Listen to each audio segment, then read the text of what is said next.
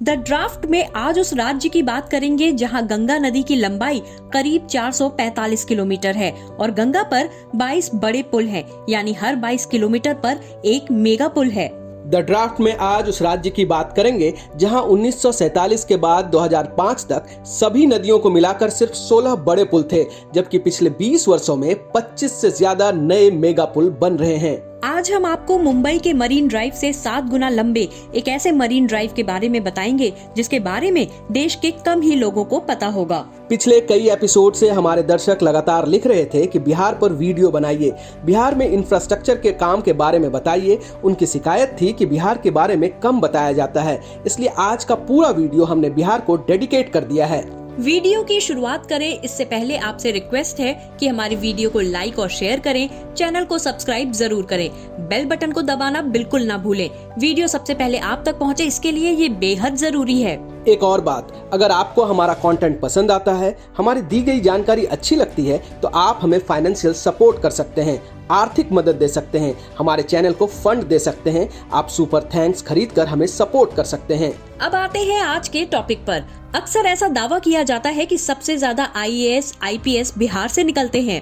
IIT-G की तैयारी करवाने वाले इंस्टीट्यूट सुपर 30 की शुरुआत भी बिहार से ही हुई। आज ये दुनिया भर में मशहूर है। बिहार के स्टूडेंट्स को बेस्ट माइंड और कामगारों को मेहनती माना जाता है। बावजूद इसके सवाल है कि जब इतना टैलेंट है तो बिहार देश के सबसे पिछड़े राज्यों में से एक क्यों है? बिहार का विकास क्यों नहीं हुआ? वैसे तो इसके कई कारण हैं। कुछ लोग बिहार के पिछड़ेपन का कारण राजनीतिक मानते हैं, तो कई इसके दूसरे कारण भी गिनाते हैं। राजनीतिक बातों को छोड़ भी दें तो बिहार में व्यापार और उद्योगों का नहीं होना इसके पिछड़ेपन का सबसे बड़ा कारण माना गया है। अब सवाल है कि बिहार में उद्योग धंधा क्यों नहीं है? जवाब है कि अच्छी कनेक्टिविटी नहीं है, और अच्छी कनेक्टिविटी इसलिए नहीं हो पाई क्योंकि गंगा नदी बिहार को 2 हिस्सों में विभाजित करती है।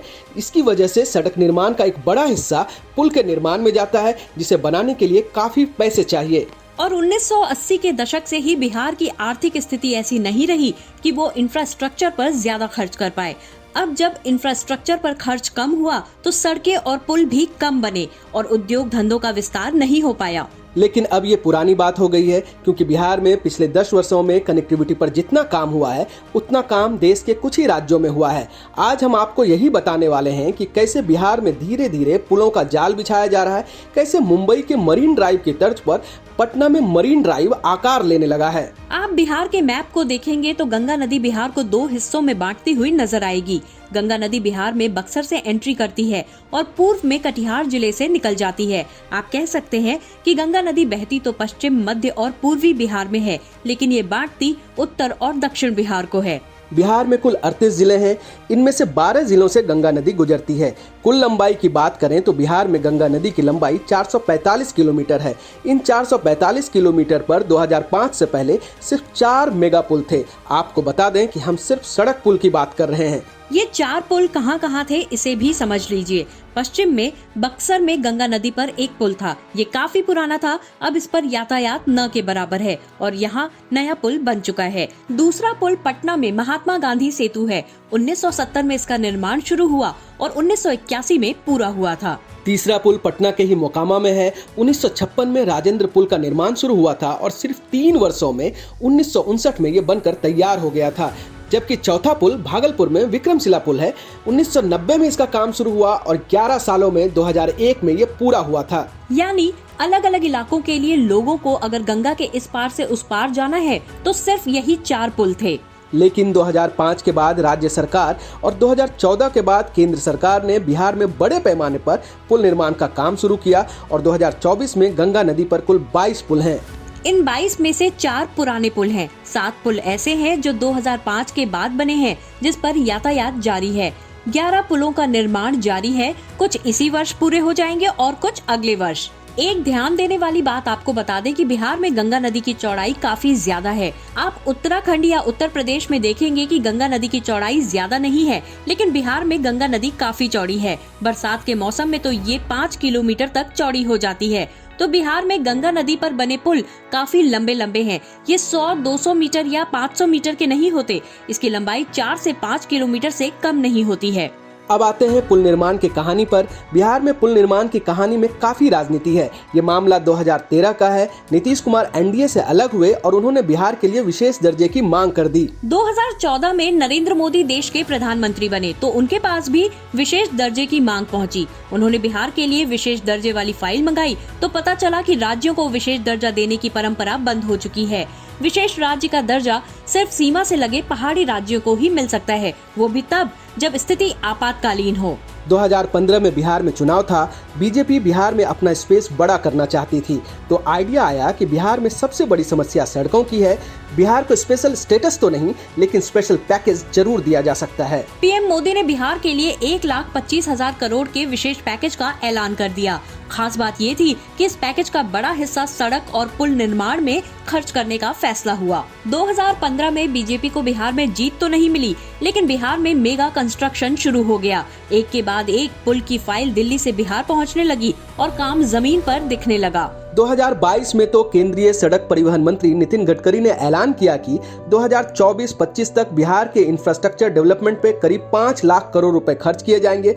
55,000 करोड़ रुपए सिर्फ सड़क निर्माण में खर्च होंगे। बिहार में इतनी सड़कें बनेंगी कि सड़क नेटवर्क के मामले में बिहार अमेरिका की बराबरी कर पाएगा। अब बिहार में पुल निर्माण पर और डिटेल में जाते हैं और टॉप 5 पुलों की बात करते हैं। सबसे पहले बात होती है कच्ची दरगाह बिदुपुर के बीच 5,000 करोड़ की लागत से बनने वाले 9.76 किलोमीटर लंबे पुल की। इसके बाद बात होती है पटना में महात्मा गांधी सेतु के पैरेलल 3,000 करोड़ रुपए की लागत से 5 किलोमीटर लंबे पुल के निर्माण की। तीसरे नंबर पर पटना में जेपी सेतु के पैरेलल 2,200 करोड़ रुपए की लागत से 4.5 किलोमीटर लंबा पुल बन रहा है। भागलपुर में विक्रमशिला सेतु के पैरेलल 1100 करोड़ रुपए की लागत से 4.5 किलोमीटर लंबा पुल बन रहा है।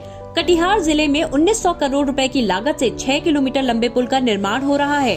अप्रोच रोड के साथ ये 22 किलोमीटर लंबा है। इसके अलावा भी बिहार में कई अलग अलग जगहों पर पुल का निर्माण हो रहा है, जिसमें ज्यादातर पुल अगले साल तक पूरे हो जाएंगे। लेकिन ऐसा नहीं है कि सरकार का फोकस सिर्फ बिहार में पुल निर्माण पर ही है।